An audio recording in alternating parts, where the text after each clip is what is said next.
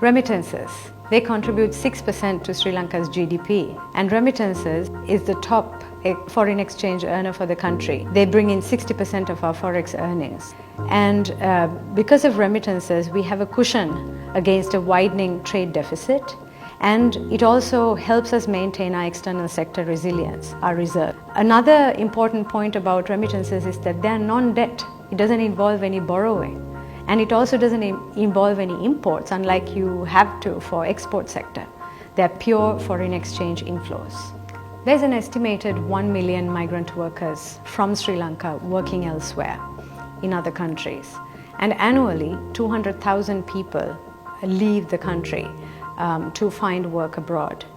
Now, not only does this bring in remittances to the country and is positive, but it also helps with domestic unemployment, to resolve domestic unemployment to a certain extent.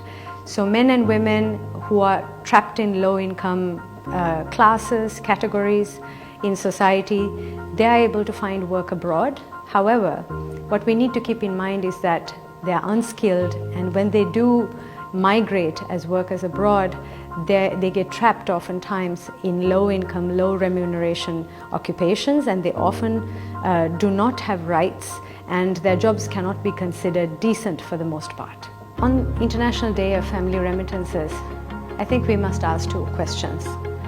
What can we do for the migrant workers abroad, and what can we do for their families here?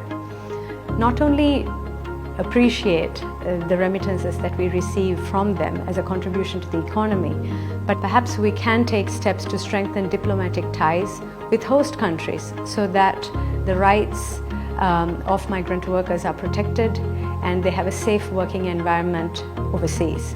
Similarly, lots of social problems among migrant worker families have been documented over the decades. Perhaps we can address some of the concerns for those who are left behind by migrant workers.